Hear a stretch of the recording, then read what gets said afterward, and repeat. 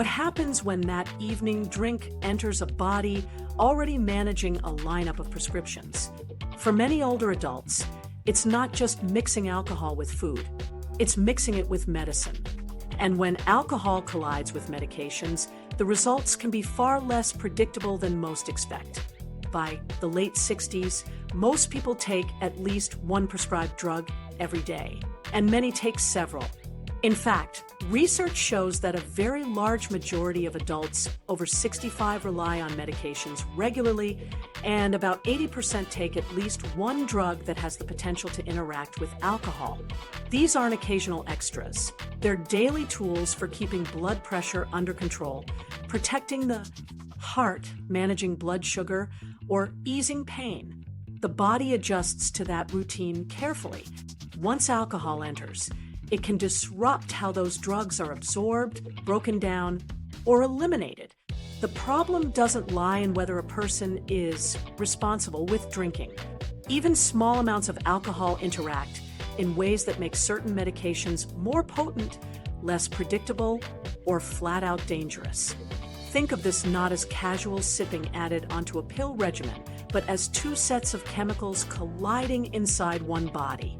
To make it clear, here are the major drug groups where caution is most critical. First, sedatives such as benzodiazepines and the so-called Z drugs, often prescribed for anxiety or sleep. Alcohol shares the same sedative pathways in the nervous system. Taken together, these combine into stronger than expected drowsiness, loss of balance, memory problems, and even slowed breathing at night. The practical step: if you use these medications, ask your prescriber directly whether even occasional alcohol is safe. For many, the risks outweigh the momentary relaxation. Second, opioids prescribed for pain. On their own, they already suppress breathing and dull alertness. Alcohol amplifies those effects, making accidental overdose or dangerously slowed respiration far more likely. This isn't about heavy drinking. Even a couple of drinks with an opioid in the system can be enough to tip into severe risk. The action point: never assume just one drink is safe if you're using opioids. Consult your clinician first. Third, anticoagulants such as warfarin or newer blood thinners. These medications prevent clots that could cause strokes or heart attacks. But alcohol thins blood on its own. Together, they can magnify bleeding risk to the point where even a small fall or minor bruise leads to excessive bleeding that is difficult to stop. The safest approach: if you're on a blood thinner, bring up alcohol use at your next appointment and ask flatly whether any amount is safe for you. Fourth, common pain relievers and over-the-counter drugs like acetaminophen and NSAIDs. Alcohol competes in the liver with acetaminophen and taxes liver pathways already working hard. Combined, they raise the risk of serious liver injury. NSAIDs, such as ibuprofen, bring another hazard. Alcohol irritates the stomach lining, and together with NSAIDs, they can trigger internal bleeding in the digestive tract. The practical move here: if you drink at all, avoid mixing those moments with pain relievers. And if regular pain medication is part of your routine, confirm with your pharmacist what's safe. Fifth, medications for diabetes and high blood pressure. Alcohol lowers blood sugar on its own and can mask early signs of hypoglycemia like shakes or dizziness. Pair that with insulin or other glucose-lowering drugs, and blood sugar can plummet dangerously low without warning. For blood pressure drugs, alcohol sometimes amplifies their effect, driving blood pressure too low and triggering faintness or sudden collapse. The step here is simple: sync your alcohol questions with your primary care provider, especially if you take pills morning and evening, because timing matters as much as dosage. These core categories cover the vast majority of dangerous overlaps for seniors. They illustrate how different parts of the body, brain, liver, circulatory system, metabolism can all be undermined by alcohol's interference. And the risks are not uniform. Even within one person, the interaction might feel mild on Monday and severe on Thursday. What looks like random inconsistency is really how unpredictable chemical overlap plays out in a body that clears alcohol more slowly with age. Over-the-counter medications complicate things further. Cold and allergy products often contain antihistamines or cough suppressants that already make people feel drowsy. Add alcohol, and those drowsy effects multiply.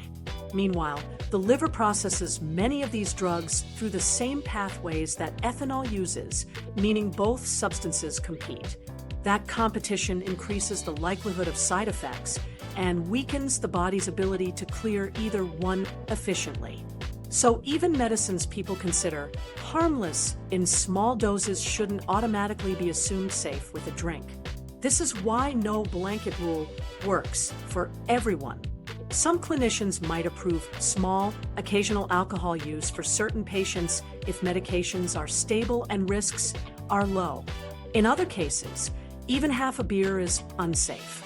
Drugs used for treating alcohol use disorder itself, like naltrexone or acamprosate, require case-by-case judgment too, especially for older adults. For patients on alternatives such as buprenorphine, the guidance is the same.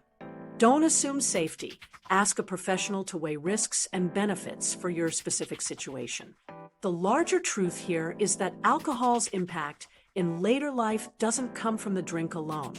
It comes from the system it enters, a body whose metabolism has slowed and whose health depends on medications that interact in countless ways. Independence and daily stability often rest on those pills working exactly as intended. Alcohol doesn't respect those careful balances. For older adults, that means the risk is less about too much drinking and more about any amount combined with the wrong medication. So if there's one action step to take seriously, it's this. Make a full list of every prescription, supplement, and over-the-counter medicine you use. Bring that list to your next appointment. Then sit down with your doctor or pharmacist and ask plainly, is any amount of alcohol safe with these? That single question takes abstract fears and turns them into clear, personal guidance. Because while the body may warn you with dizziness or sedation, not all risks announce themselves. Some creep in quietly, and their earliest signs are harder to blame on alcohol. And that builds toward an even subtler problem, what alcohol can do to the aging brain itself, often before anyone connects the dots. Silent stress on the aging brain. For older adults, one of the least visible impacts of alcohol isn't on the liver or the bones, it's on the brain. This is the silent stress few people talk about, the way alcohol quietly accelerates the very changes aging brains are already experiencing.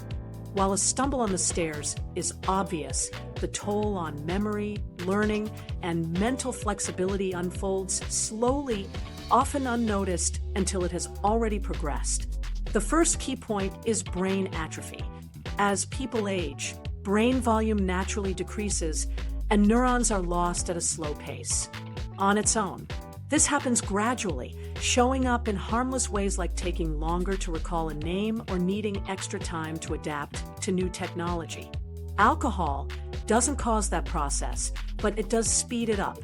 Brain imaging studies consistently show faster shrinkage in areas tied to memory and decision-making, particularly the hippocampus, when alcohol is part of an older adult's routine. Even modest, steady intake can raise the long-term risk of cognitive decline, and unlike sore muscles or bruised skin, the brain does not regenerate what it loses. The second critical factor is neuroplasticity, the brain's ability to form new connections and adapt over time. This flexibility is what allows older adults to continue learning, recover from setbacks, and build resilience after stressful events. Alcohol interferes with that process, creating rigidity where adaptability should be. For an older person, reduced neuroplasticity means slower recovery from health events like a minor stroke, greater difficulty learning new skills, and less resilience in handling daily stress.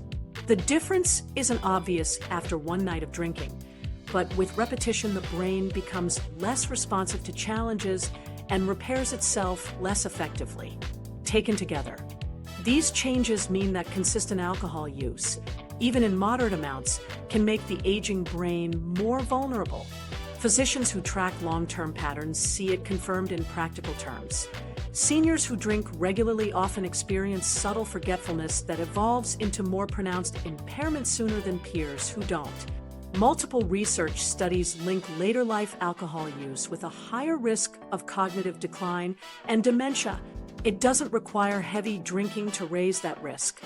What matters most is the steady, long-term exposure. The risk is not spread evenly either.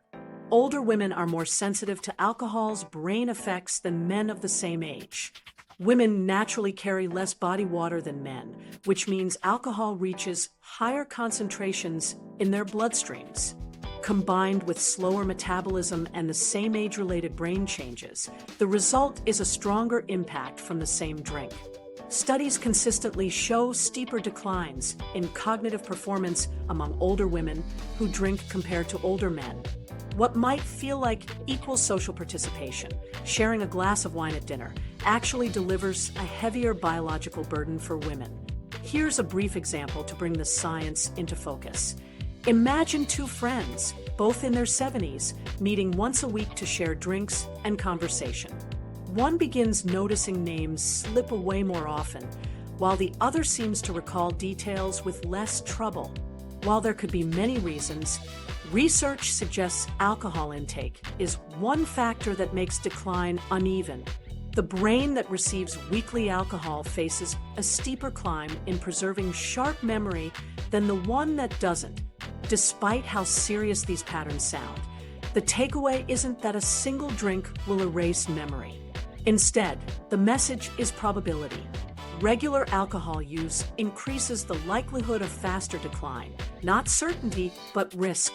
Because the brain is central to independence, even small increases in risk carry weight. Conversations, daily planning, and the ability to live without constant assistance all rely on maintaining cognitive clarity. So what can be done? One practical step is simple. If memory concerns already exist, take alcohol off the list for now and discuss them with a clinician. Ask about a basic cognitive screening to establish a clear baseline. That small act makes any future changes easier to spot and easier to manage. For those without current issues, even reducing frequency has benefits, giving the brain more time to repair and adapt in its natural rhythm without the silent pressure alcohol applies. It's also useful to recognize that alcohol's effects on memory and adaptability are cumulative. A single night may be harmless, but repetition lays the groundwork for gradual stress that builds over years. That's what makes the damage harder to notice in daily life, until the memory slips start stacking up. Alcohol doesn't announce itself in the brain with immediate loss. It chips away slowly, often disguised as normal aging. Being able to tell the difference and to adjust habits early is one way older adults can protect the years of mental clarity they still want to enjoy. One more caution: alcohol affects memory indirectly by disrupting other systems the brain depends on. For instance, memory consolidation happens most during deep and REM sleep. If alcohol weakens those stages of rest, the brain has fewer opportunities to store and strengthen memories. Over time, it isn't just cell shrinkage or reduced plasticity at play. It's the combination of direct stress plus the loss of critical recovery time. That creates a 1-2 effect, increasing the risk of decline all the faster. The main point is balance. Older adults don't need to fear every sip, but they do need to weigh it differently than they did in their 30s or 40s. Alcohol's relationship with the brain is not directionless. It consistently trends toward extra strain during a time when the brain is already less resilient. Moderation or abstinence at this stage isn't about discipline so much as protecting clarity for as long as possible. Each choice adds up. Another drink may mean another small step away from sharpness, while choosing to skip it may mean preserving a skill or memory longer into the future. Protecting the brain ultimately makes life more enjoyable, not less.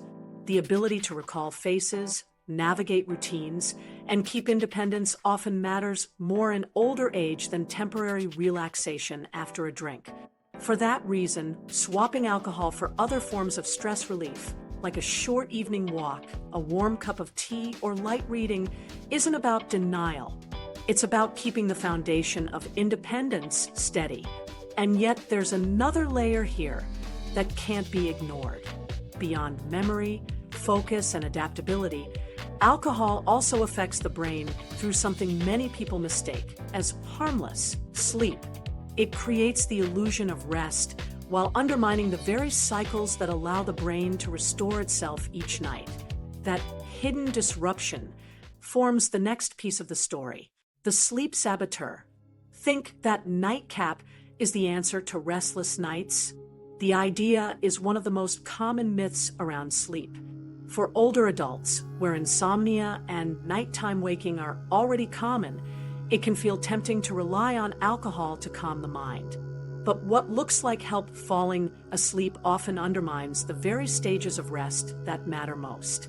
In fact, research shows that even moderate drinking, roughly 2 standard drinks, about 0.5 grams per kilogram of body weight, reduces REM sleep, and higher doses shorten the time it takes to doze off, but leave REM even more disrupted later in the night.